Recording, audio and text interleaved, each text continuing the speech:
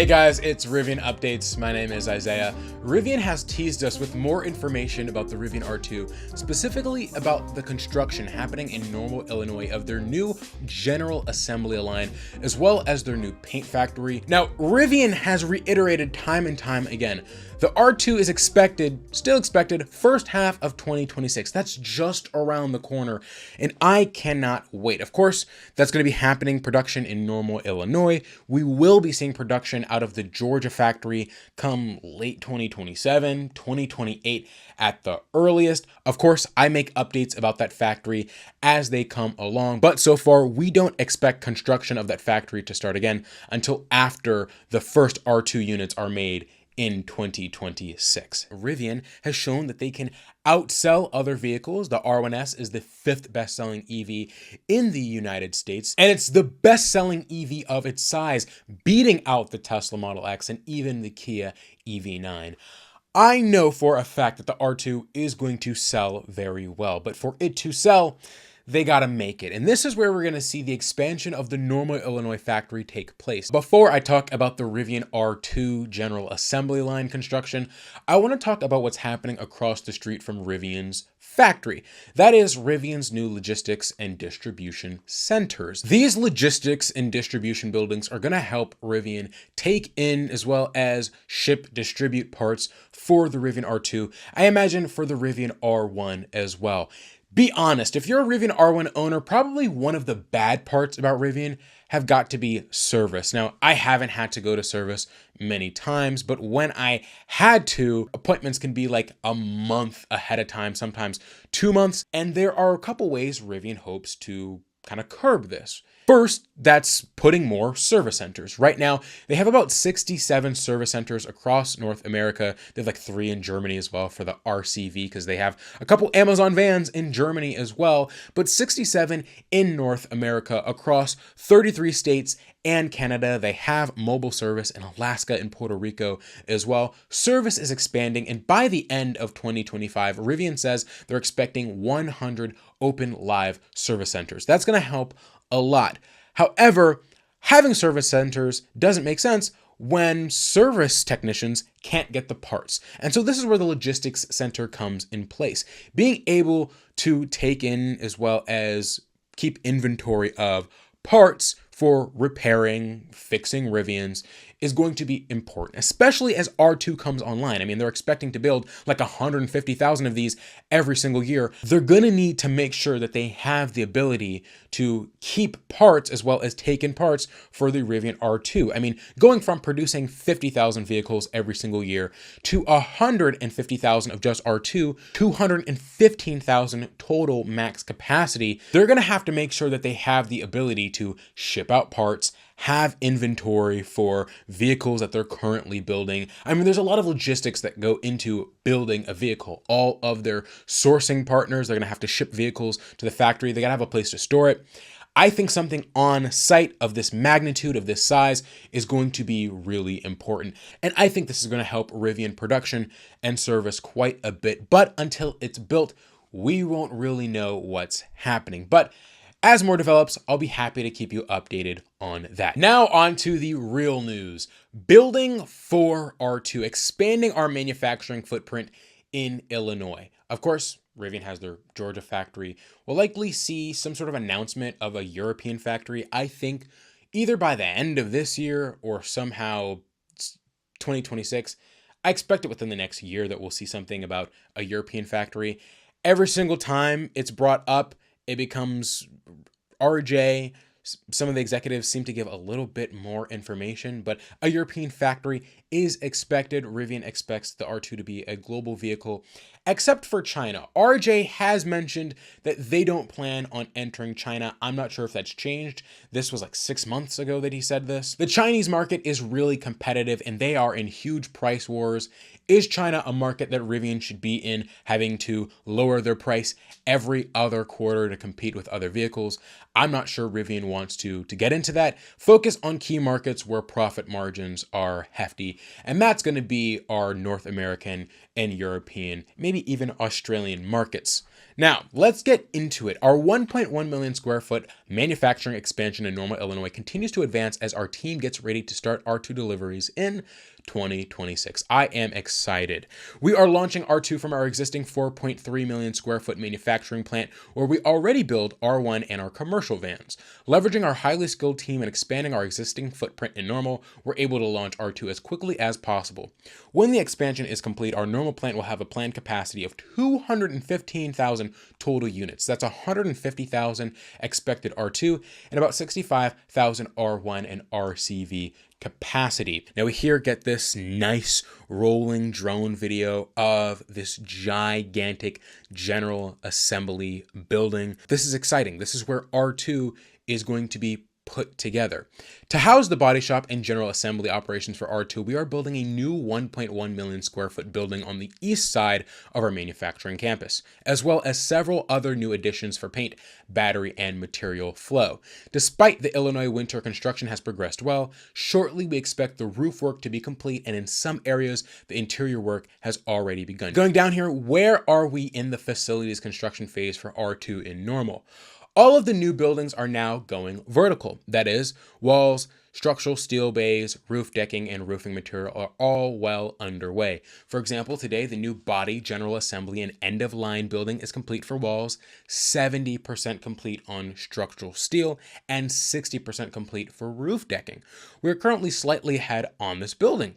Our parts, pre-treat, and e-coat dip P-TED building is almost complete, completely weather tight, and our integrator will start landing equipment next month. How close are we to the start of production? Construction is on track, and we're all looking forward to handing the new buildings over to operations as soon as we can. We are on track to bring R2 to market in 2026 as planned, and here we have, I believe, a new image of the Rivian R2 we haven't seen before. Regardless, this thing looks absolutely stunning. It looks amazing. Still doesn't beat R3 for me, not even R3X. I just love the regular R3, the paint color, just the styling. I love it. I want R3. Again, might be a very long time, but the R2, this thing looks awesome. Even the tow hooks right in front, just like the R1. This is going to be awesome. What are we doing to speed the building along? Prefabrication was the key to accelerated schedule and delivery of the buildings. We've made every effort to prefabricate as much as possible to reduce the number of field connections that are required to bring the buildings and their systems up and operational. How will the R2 expansion fit into the overall production footprint in Normal?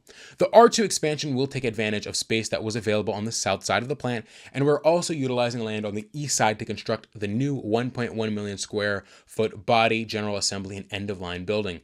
This required us to decommission the old test track and rebuild a new high-speed test track, which should be coming online this spring.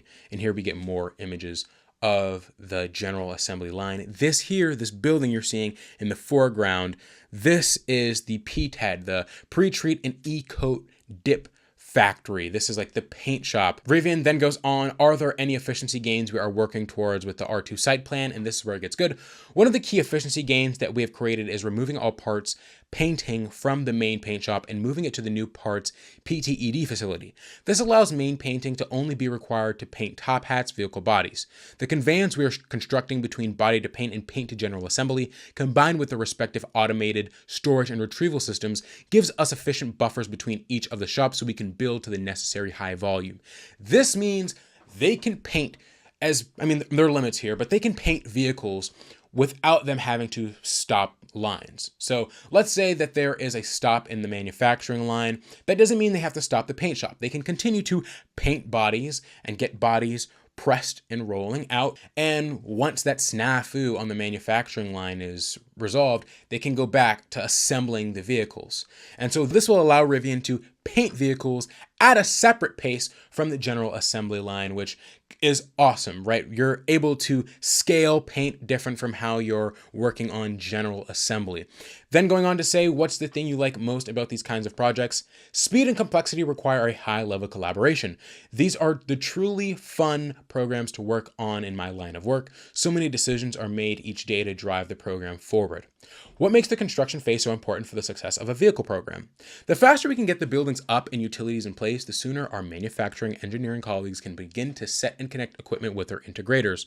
All of this will bring R2 into our customers' hands more quickly, and you get this full view of the 1.1 million square foot general assembly facility for R2. This is exciting. I mean, they're also going to be building the Rivian R2 Maximus motors in-house, like we have the Enduro motors that are built in-house. The Enduro motors are what go in the dual motor Rivians. The Maximus motors are smaller versions of the Enduro motor that will go in R2. And then Rivian also has the Ascent motor, which goes in the Gen 2 Tri as well as the Gen 2 Quad that we will be seeing later this year. Just a reminder, it's Ascent. So it's kind of weird here. The Ascent motor is the motor that goes in the Tri and Quad motor Rivians. Of course, the Tri has the Ascent and Enduro motor, but Ascent is the name of the motor. Ascend is the name of the trim in Rivians. It's weird that they would do that, right? Ascent with a T, Ascend with a D is the interior trim, the premium option that you're going to see in the Tri-motor and Quad motor Rivians. Pretty close wording there, but I've seen people make that mistake before. I've made that mistake plenty of times, so I just wanted to clear the air on that. It's Ascent, motor, Ascend, trim. But yes, this factory is amazing. I'm glad to see that Rivian is learning how to produce vehicles, and I think this is why, part of why it's good that Georgia is being delayed. I think part of it had to be funding, of course, but also for them to see how to produce R2.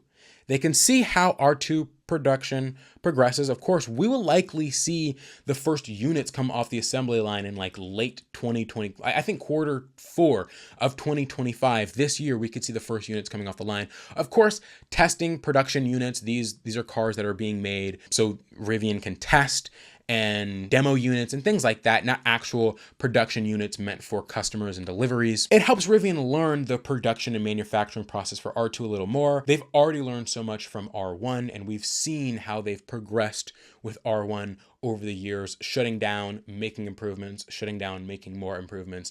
And they're able to take all of that and build an entire new factory from the ground up.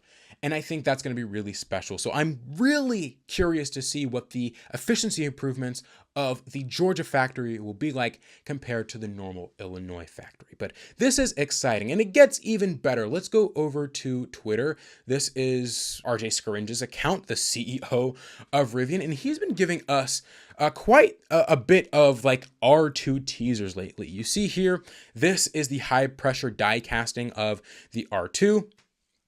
And look at this here. Like, this is the basis for R2. This is really cool. I'm loving these R2 updates. You can see I commented here. Of course, follow me on Twitter, Instagram, Facebook, even LinkedIn. I'm getting big over there. Those will all be linked in the description below the like button. But this is awesome. Then you go further. RJ also teased this R2 body built with production dies. We're getting so close to production. This is the body of R2. And to go even further, it gets better. RJ posted these yesterday at time of filming.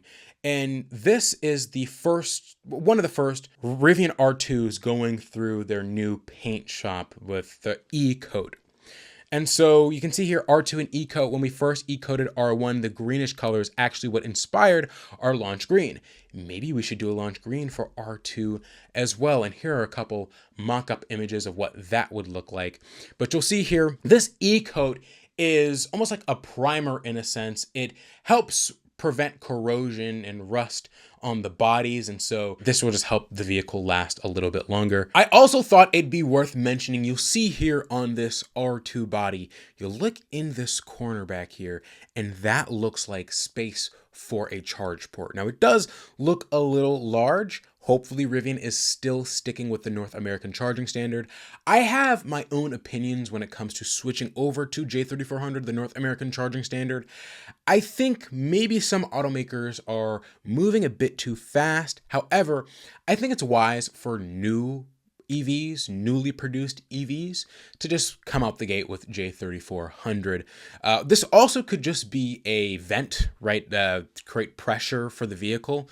Automakers typically have vents in the R1S. There's also a vent. You can see what that looks like here in the body. But this looks like the placement for a charge port. We know that Rivian is not going to be placing the charge port in the passenger rear like how we saw on the original prototype during unveil last year. They said that they're going to be moving it to the driver's side rear, just where Tesla puts it as well. And there's a few reasons for this. Most Tesla superchargers out there on the road are the V2 or V3 Tesla superchargers. Now, non-Tesla EVs will only be allowed to use the version 3 Tesla superchargers because those use CCS communications, but the Tesla V3 sites are the most available. And if you don't want your Rivian to take up 2 spots or to be blocking others, it just makes more sense to put it in a place where most infrastructure, most DC fast infrastructure fits for. And it fits for Tesla vehicles where the charge port is in the back rear. What do you guys think? Where would you like to see the charge port? Personally, I think it has to be on the driver's side. I think that's the best idea. I actually don't think it matters between the front or the rear. I think it just depends on the use case. For R1T and R1S, the charge port in the front driver side just makes the most sense. Not for charging on Tesla superchargers, but for things like towing. I think for off-roading, the front charge port makes more sense to me. But for a everyday vehicle where you're likely not going to be towing with your R2, the charge port in the rear just makes it more accessible to use Tesla infrastructure. Hopefully that all makes sense. Let me know what you guys think down in the comments below. If you haven't already, make an R2 reservation. You know, it's $100, fully refundable. Rivian's not going anywhere. Of course, if you want to buy an R1, use my referral link. You get 500 Rivian points towards any Rivian gear that you want to buy. Really come in handy. You can get all kinds of merch and things of that sort. But I'm excited. I wanted to give you guys an update about the Rivian R2. Expect more Rivian updates here on this channel. This is Rivian Updates. My name is Isaiah. I am super excited, and I will see you guys in the next one.